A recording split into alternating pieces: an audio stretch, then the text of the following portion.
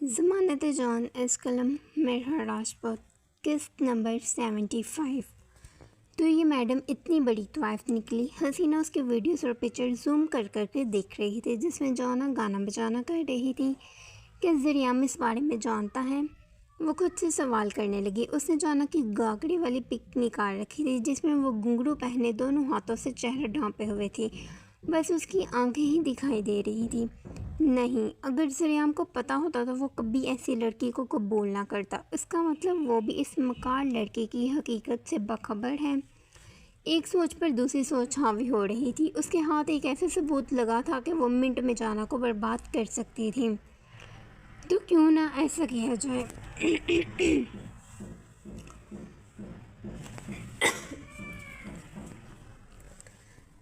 جلسے میں پورے قبیلے والوں کے سامنے مس جانا کی حقیقت کو بے نقاب کیا جائے۔ سوچ حسینہ، سوچ کتنا فائدہ ہوگا۔ لوگ تھو تھو کریں گے۔ ذریعہ نے ایک ایسی لڑکی سے نکاح کر لیا جو طوائف سادی ہے۔ اف، دھمال ہو جائے گا۔ یلدرم پچھتائے گا اور ذریعہ ہکا بکا رہ جائے گا۔ جب پورے قبیلے کو پتہ چلے گا تو ذریعہ سے سرداری چھین لی جائے گی اور ذریعہ جانا کو چھوڑ دے گا۔ اس سب تباہی کے بعد ایک انقلاب ہوگا جس کی بازی میرا بیٹا جیتے گا، پھر زمان سنبھالے گا۔ سرداری، سارے اختیارات میرے بیٹے کے ہاتھ میں ہوں گے۔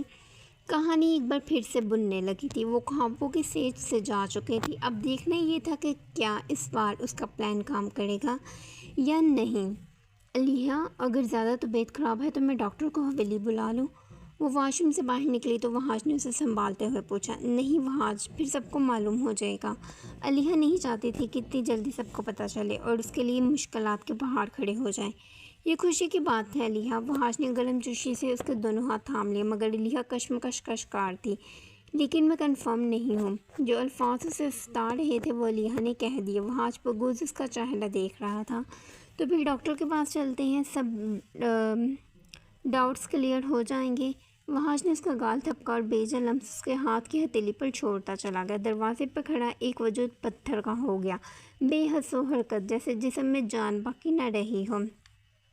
وحاش، اس کا وحاش، کسی اور کے بچے کا باپ بننے والا تھا۔ اس کا دل چاہا زمین پھٹے اور وہ اسی میں غرق ہو جائے۔ دروازے کے ساتھ والی دیوار سے لگے اس نے اپنے منہ پر ہاتھ رکھ لیا۔ ہچکیوں کا پھندا حلق میں ہی اٹک گیا۔ جب سے وہ آئی تھی تب سے دھماکے ہی تو ہو رہے تھے۔ پہلے وحاش کے نکاح اور بیوی کا صدمہ کم تھا، جو اب بچہ بھی۔ دل چاہ رہا تھا دارے مار مار کر روئے۔ اس نے اتنا صبر کیا اور بدلے میں اس کو کیا ملا؟ صرف دھوکہ۔ یلدرم نے اسے وحاش کے کمرے میں بیچا تھا تاکہ وہ وحاش کی توجہ کا مرکز رہے، لیکن یہاں تو معاملہ کچھ اور ہی لگ رہا تھا۔ جب مزید برداشت نہ ہو سکا تو وہ دبے دبے قدم اٹھاتی پیچھے چلتی چلی گئی۔ دل مر سا گیا تھا، ٹانگوں میں جان باقی نہ رہی، لیکن پھر بھی بہت ساری ہمت جما کے وہ چلتی چلی گئی۔ اسے لگا اب بس سب ختم ہوا۔ وحاش اس کا کبھی نہیں ہو سکتا، اور اب وہ چاہے گی بھی تو بھی وہ اس کا کبھی نہیں ہو سکتا۔ مڑے مڑے قدموں سے وہ اپنے کمرے میں آئی تو سامنے ہی یلدرم کھڑے تھے، جو اس کا آنسو سے بھیگا چہرہ دیکھ کے ششدر رہ گئے۔ کیا ہوا پلوشہ بیٹا؟ وحاش نے کچھ کہا؟ مجھے بتاؤ، میں بھی جا کر اسے پوچھتا ہوں۔ یلدرم نے فوراً سے اسے بیڈ پر بٹھایا، پانی دیا، جسے پلوشہ نے تھام تو لیا لیکن پیا نہیں۔ اس کی اتنی ہمت میری بیٹی کی آنکھوں میں آنسو لائے۔ وہ جس بات میں آ چکے تھے، انہیں وحاش سے ایسی امید تو نہ تھی۔ انہیں لگا شاید وحاش نے اسے ڈانٹا ہے یا پھر جھڑکا ہے۔ بتاؤ پلوشہ، وحاش نے تمہیں ڈانٹا ہے؟ انہوں نے دوبارہ سے پوچھا تو یک بیک پلوشہ نے نفی میں سر ہلایا۔ آپ نے مجھے یہاں کیوں بلایا ہے بابا صاحب؟ وہ سسکیاں بھرنے لگیں۔ جب سے یہاں آئی تھی بس رو ہی چلی جا رہی تھی۔ باہر ہوتی تو اتنی تکلیف نہ ہوتی، لیکن یہاں وحاش کے ساتھ اس لڑکی کو دیکھ کر میرا دل چل رہا ہے۔ اس کا دل خون کے آنسو رو رہا تھا، لیکن وہ کسے بتائے، کسے سمجھائے؟ پلوشہ، وہ بس چند مہینوں کے لیے اس کی بیوی ہے، بس 6 ماہ اور۔ ہر بار کا دیا گیا دلاسا ایک بار پھر سے دیا گیا۔ وہ صرف اس کی بیوی نہیں ہے بابا صاحب، وہ لڑکی وحاش کے بچے کی ماں بننے والی ہے، پلوشہ نے ضبط کھو کر کہہ دیا۔ یلدرم کو دھچکا سا لگا۔ وہ تصور میں بھی ایسا نہیں سوچ سکتے تھے جو ہو گیا تھا۔ یوں لگا جیسے انہوں نے کچھ غلط سن لیا ہے، مگر نہیں، ایک ہی جملہ بار بار ذہن میں مٹر گشت کرنے لگا تھا کہ وہ وحاش کے بچے کی ماں بننے والی ہے۔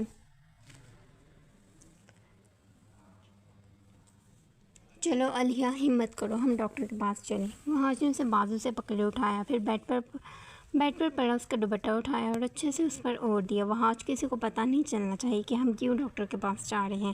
اپنا حلیہ درست کرتے اس نے اپنے ناک پر ہاتھ رکھ لیا۔ کوئی عجیب قسم کی اسے اسمیل محسوس ہو رہی تھی۔ وہاں نے کیز اٹھائی، علیہ کا ہاتھ پکڑا اور دھیرے دھیرے اس کے ساتھ باہر نکلا۔ وہ جب باہر نکلے تو وہاں باہر کوئی نہیں تھا۔ علیہ نے سکھ کا سانس لیا۔ چل لو گیا، اٹھا لو۔ وہاج کا اشارہ زینو کی سمت تھا۔ اب علیہ میں اتنی ہمت تو ہے ہی تھی کہ وہ چل پاتی، سو وہ چلنے لگی، چاہے دھیرے دھیرے سے ہی صحیح۔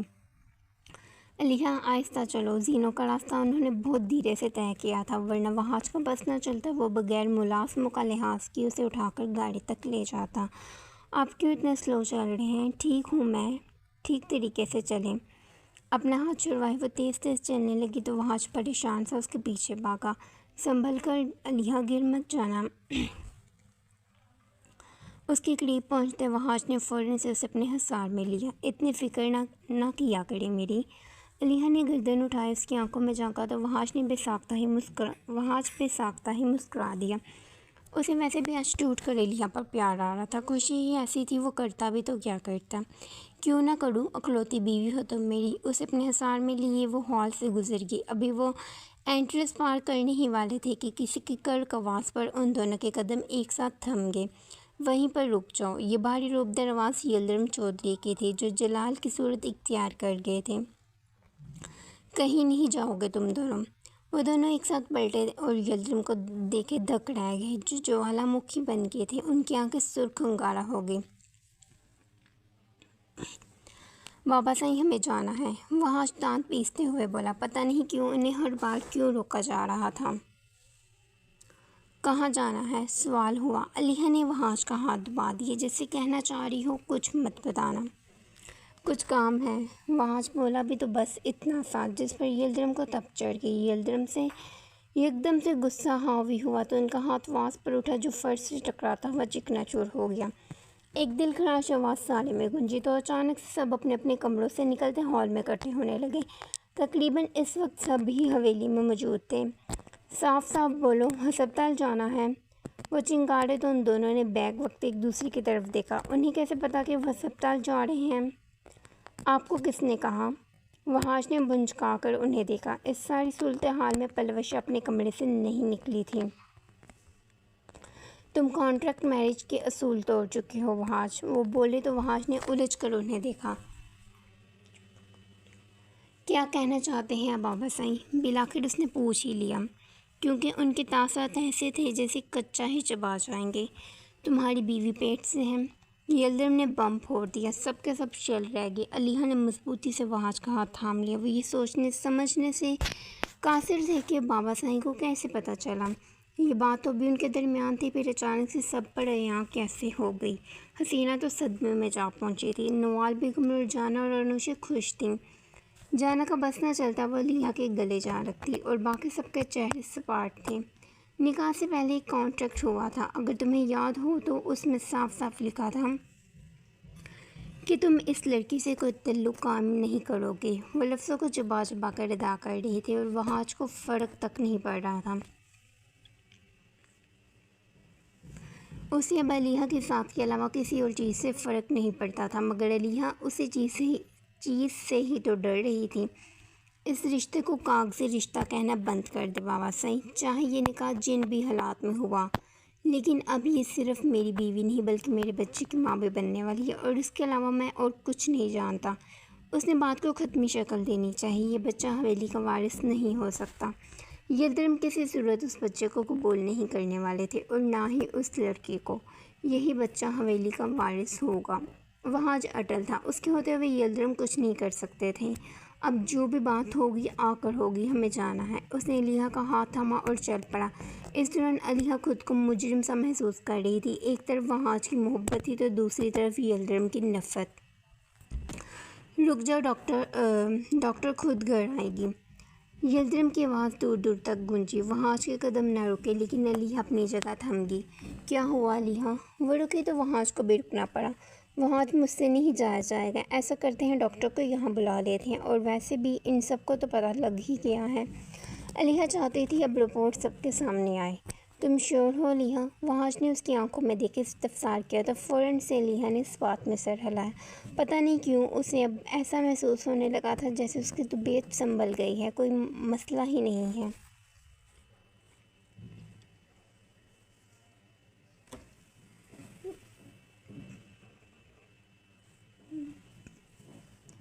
دفتر وحاش نے اسے صوفے پر لا بٹھایا۔ انوشا اس کے لیے پانی لینے گئی تو وحاش نے لیڈی ڈاکٹر کو کال ملا دی، جو اگلے 10 منٹ کے اندر اندر حویلی میں موجود تھی۔ علیحہ کو نوال بیگم کے کمرے میں لے جایا گیا۔ ڈاکٹر بھی وہیں موجود تھی۔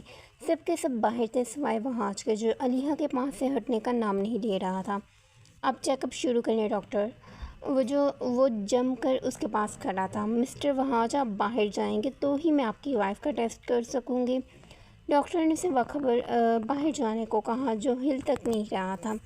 نہیں، میں باہر نہیں جاؤں گا، آپ ٹیسٹ کریں۔ کسی کی موجودگی میں ڈاکٹر کیسے معائنہ کر سکتی تھی؟ دیکھیے، آپ کی وائف ماشاءاللہ ٹھیک ہے، کوئی پریشانی والی بات نہیں ہے۔ ڈاکٹر نے اسے سمجھانا چاہا۔ پلیز آپ باہر جائیں، ٹیسٹ ہوتے ہی میں آپ کو اندر بلا لوں گی۔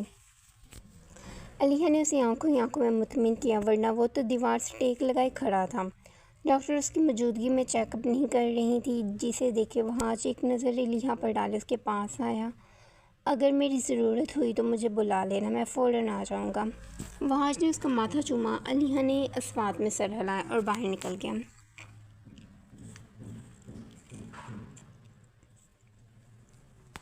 اور پھر وہ باہر نکل گیا۔ آپ کے شوہر بہت کیئرنگ ہے، ڈاکٹر مسکراتے ہوئے اپنا بیگ کھولنے لگے۔ جی بس وہ میری طبیعت کا سن کر پریشان ہو گئے تھے۔ علیحہ اپنے ہاتھوں کی انگلیاں مسلنے لگی۔ اسے نہیں پتہ تھا کہ اب آگے کیا ہوگا۔ ٹیسٹ پازیٹیو بھی ہو سکتا تھا اور نیگیٹو بھی۔ پھر تو لکی ہیں آپ، کیونکہ ایسے شوہر کسی کسی کو ہی ملتے ہیں۔ ڈاکٹر اس کے پاس جا بیٹھی اور اس کا معائنہ کرنے لگی۔ باقی سب باہر ہال میں کھڑے تھے اور کچھ بیٹھے تھے۔ پورے 10 منٹ بعد دروازہ کھٹکا تو وحاش اندر گیا۔ علیحہ کا چہرہ بے تاثر تھا۔ وحاش اندازہ نہ لگا سکا۔ ٹیسٹ ہو گیا ہے مسٹر وحاش۔ لیڈی ڈاکٹر اپنا بیگ سمیٹ رہی تھی۔ وحاش علیحہ کے پاس جا کھڑا ہوا۔ آپ کی وائف پریگننٹ نہیں ہے؟ علیحہ ڈاکٹر نے نفی میں سر ہلایا تو ایک پل وحاش انہیں دیکھتا رہ گیا۔ وحاش وہ بے یقین تھا۔ آپ کی وائف کو انڈے سے الرجی ہے، جس وجہ سے انہیں وامٹنگ ہو رہی ہے، اور دوسرا ان کی نیند پوری نہیں ہوئی، جس وجہ سے ان کا سر چکرا رہا ہے۔ میں نے میڈیسن لکھ دی ہے، آپ انہیں باقاعدگی سے کھلا دیجیے گا، انہیں وامٹنگ وغیرہ نہیں ہوگی۔ اچھا میں اب چلتی ہوں، خیال رکھیے گا۔ ڈاکٹر نے ہدایت کر دی۔ دروازے کی سمت بڑھ گئی کہ کچھ سوچتے ہوئے وحاش نے انہیں مخاطب کر لیا۔ رکے ڈاکٹر۔ وہ دروازے کے پاس تھی۔ جب وحاش نے انہیں آواز دی، روک لیا۔ وہ رک گئی تو وحاش ان کے نزدیک آیا۔ کیا آپ ایک چھوٹا سا کام کر سکتے ہیں؟ وحاش نے بہت امید سے پوچھا۔ ڈاکٹر نے الجھ کر اسے دیکھا۔ جی بولے مسٹر وحاش۔ ڈاکٹر نے حامی بھری تو وحاش نے الف سے لے کر یہ تک ساری بات ان کو اچھے سے سمجھا دی۔ پہلے تو ڈاکٹر نے تھوڑا اعتراض کیا، پھر جلد ہی مان بھی گئی۔ اب وہاں چودھری کو کون ہی انکار کر سکتا تھا بھلا؟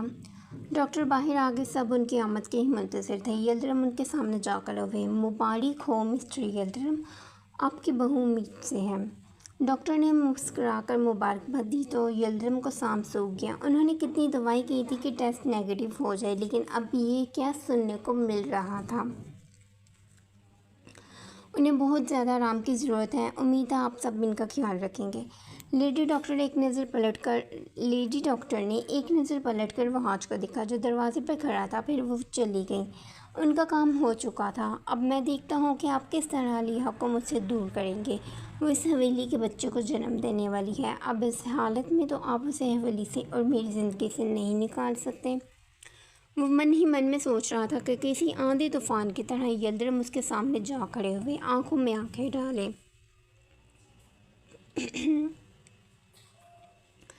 یہ بچہ اس حویلی کا کچھ نہیں رکھتا، وہ ہمارا وارث نہیں ہے، سن لیا تم نے؟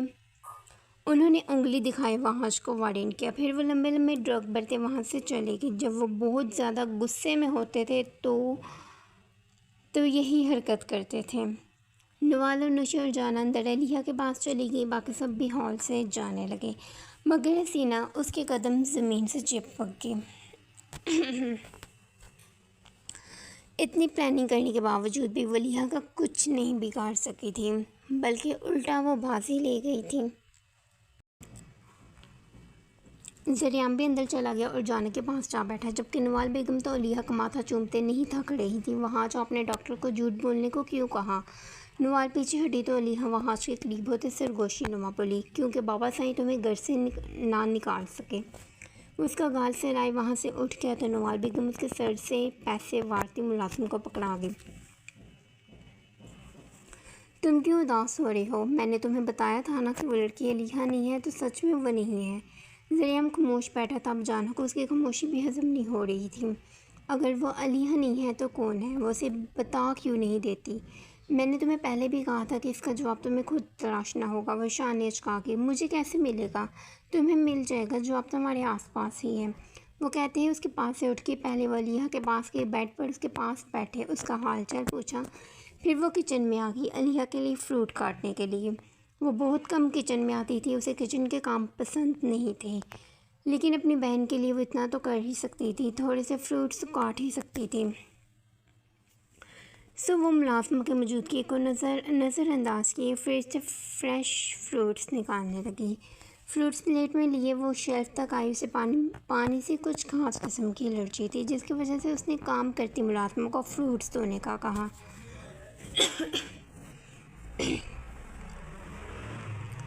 اس ملازمہ نے اپنا چہرہ ڈانپ رکھا تھا، جانا سمجھ نہ سکی کہ کیوں۔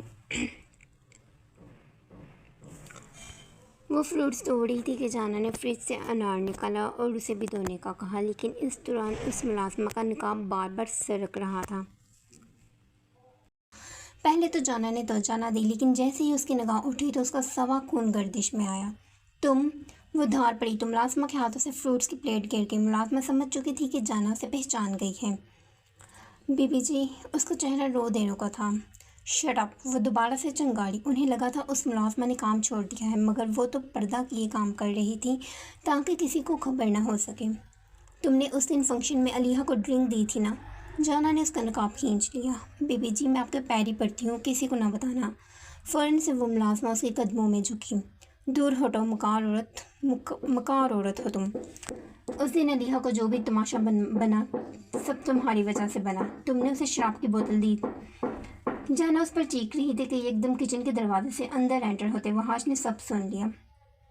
وہ علیحہ کے لیے پانی لینے آیا تھا، لیکن یہاں تو کچھ اور ہی دیکھنے کو مل رہا تھا۔ تم نے میری بیوی کو شراب کی بوتل دی؟ وہ وہیں دروازے پر کھڑے ہی گرایا تھا۔ ملازمہ تھر تھر کانپنے لگی۔ بڑے سردار، میں وہ… اس کی آواز بند ہو گئی۔ کیا وہ؟ وحاش کی ابرویں اچک گئی۔ وہ اسی ملازمہ کو ہی تو ڈھونڈ رہا تھا۔ وحاش، وہ یہی ملازمہ ہے، جانا بولی۔ کس کے کہنے پر تم نے یہ سب کیا؟ وہ غیظ و غضب کا شکار ہوا۔ بڑے سردار، مجھے معاف کر دیں۔ ملازمہ کی جان حلق میں اٹک گئی تھی۔ اگر تم نے جھوٹ کہا تو مجھ سے برا کوئی نہیں ہوگا، وحاش نے وارننگ دی۔ ملازمہ کے پسینے چھوٹنے لگے۔ بتائیں یا نہ بتائیں، کچھ سمجھ نہ آیا۔ بتاؤ، اس کی گرجدار آواز دور دور تک گونجی۔ علیحہ کے معاملے میں وہ کوئی سمجھوتا نہیں کرتا تھا۔ بڑے سردار، مجھے حسینہ بیگم نے پیسے دیے تھے علیحہ بی بی جی کو شراب دینے کے لیے، اس نے ایک ہی سانس میں کہہ دیا۔ وحاش جانا کو تو جانا وحاش کو دیکھنے لگی۔ کہیں نہ کہیں اسے شک تھا کہ یہ سب حسینہ بیگم کا بچھایا ہوا جال ہے، اور ویسا ہی ہوا، کیونکہ صرف ایک وہی تھی جو اس پوری حویلی میں اپنا حسد پھیلائے ہوئی تھی۔ دفع ہو جاؤ اور آئندہ کے بعد اس حویلی میں نظر مت آنا۔ سردار جی، ایسا نہ کریں، میرے چھوٹے چھوٹے بچے ہیں، میں ان کا پیٹ کیسے بھروں گی؟ یہ تمہیں تب سوچنا چاہیے تھا جب اب کوئی فائدہ نہیں ہے، چلی جاؤ یہاں سے۔ وحاش کلس کر بولا تھا۔ وہ ملازمہ پلو سے اپنے آنسو صاف کرتی سو کرتی وہاں سے نکل گئی، جانتی تھی کہ اب یہاں اس کی دال نہیں گلنے والی۔ اب تم کیا کرو گے وحاش؟ جانا نے یوں ہی پوچھ لیا۔ وہ اس کی چچی تھی، جان تھی، نہ جانے وحاش کیا ایکشن لیتا۔ اب میں انہیں ان کی ہی زبان میں جواب دوں گا۔ وہ کچن سے نکلتا علیحہ کے پاس آ گیا، کیونکہ حسینہ بیگم ابھی اکیلی نہیں تھی، مہتاب چودھری بھی ان کے ساتھ ہی تھے۔ دوپہر سے رات ہو گئی، حویلی کا ماحول بے سکون سا تھا۔ وہاں جو علی اپنے کمرے میں تھے، جانا اور ذریعہ اپنے روم میں یلدرم ہال میں تھے، اپنا سر پکڑے بیٹھے تھے۔ نوال اور حسینہ کچن میں تھی، رات کے کھانے کا انتظام ہو رہا تھا۔ پلوشاں رو رو کر آپس سے بات کر رہی تھی۔ فی الحال تو حویلی میں سناٹا تھا، لیکن جلد ہی اس سناٹے کو چیر کر آنے والا طوفان تباہی مچانے والا تھا، جس کا جانا ریشم کو شدت سے انتظار تھا۔ کسی ایک کو برباد کرنے کا منصوبہ وہ بنا چکی تھی۔ ابھی اسے حویلی میں آئے 2 ہی دن ہوئے تھے، لیکن تیسرے دن ہی وہ طوفان لے آئی تھی۔ اس نے حویلی کے باپ کو بلا لیا تھا، جسے آج تک کوئی نہیں جانتا تھا، لیکن اس کی شخصیت ایسی تھی کہ کھڑا کھڑا پتا تو کیا بندہ تک کام جائے۔ اس کی پہچان بندوق تھی، جو ہر وقت اس کے ہاتھ میں رہتی تھی۔ کہا جاتا تھا کہ وہ منہ سے بات نہیں کرتا بلکہ اپنی بندوق سے بات کرتا تھا۔ ایک دنیا تھی جو اس کے نام سے ڈرتی تھی۔ وہ جہاں جاتا تھا اپنا قہر برپا کر دیتا، اور آج تک اس کے قہر سے کوئی نہیں بچ پایا تھا۔ پھر لال حویلی کیسے بچ جاتی؟ وہ طوفان تھا، چلتا پھرتا طوفان، اور یہ طوفان آ چکا تھا۔ کھڑکیاں دروازے بجنے لگے تھے، ہوائیں تیز ہو گئی۔ وہ حویلی کو عبور کرتا اندر آئے تو پہلی گولی واچ مین کے سینے میں گئی۔ اونچی حویلی کو گردن اٹھا کر دیکھے اسے طیش آیا تھا۔ وہ بڑے بڑے قدم اٹھائے، جہاں جہاں سے گزر رہا تھا وہاں وہاں کی مٹی اڑنے لگی تھی۔ لبوں میں دبی سگریٹ کا آخری کش لیے اس نے دھواں ہوا میں اڑایا اور سگریٹ پھینک کے اپنے جوتوں تلے مسل دی۔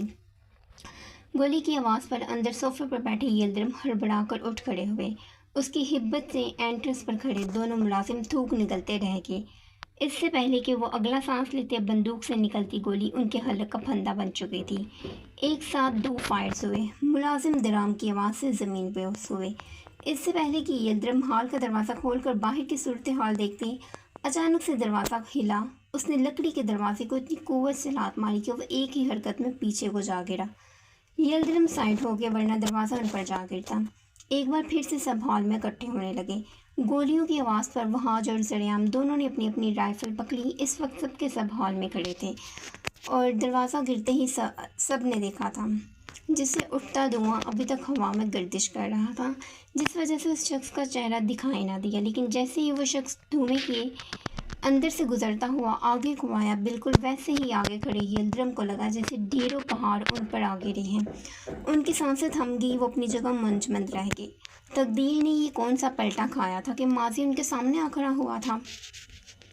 سب کے سب اس آنے والے طوفان کو دیکھ رہے تھے، جس کا رعب و بدبہ اتنا تھا کہ ہوائیں تک تھم گئی تھیں۔ 6 فٹ 2 انچ کا وہ بندہ جو بلیک پینٹ شرٹ پہنے ہوئے تھا، اتنا حسن و جمال، اتنا وجیہہ مرد وہاں کھڑی کسی عورت نے آج تک نہیں دیکھا تھا۔ ایک ہاتھ میں بندوق تو دوسرے ہاتھ پاکٹ میں ڈالے، اس کا چہرہ ہر جذبات سے عاری تھا۔ بھویں آنکھوں پر آ گری تھی، ہلکے شیف اور گہری کالی آنکھیں۔ کون ہو تم؟ وہاج اس کے سامنے جا کھڑا ہوا۔ جانا اور یلدرم کے علاوہ اسے کوئی نہیں جانتا تھا۔ تم سب کی موت۔ وہاج نے گن اس پر تانی تو مقابل نے بھی اس کے دل کا نشانہ لیا۔ میں اس حویلی کا بادشاہ ہوں اور یلدرم چودھری کا۔ اس کی بات درمیان میں ہی رہ گئی جب سامنے کمرے سے نکلتی پلوشا پر اس کی نظر پڑی۔ یک بیک پلوشا نے اسے دیکھا، دونوں کی نظریں ملیں اور ایسا تصادم ہوا جو کسی نے خواب و خیالوں میں بھی نہیں سوچا تھا۔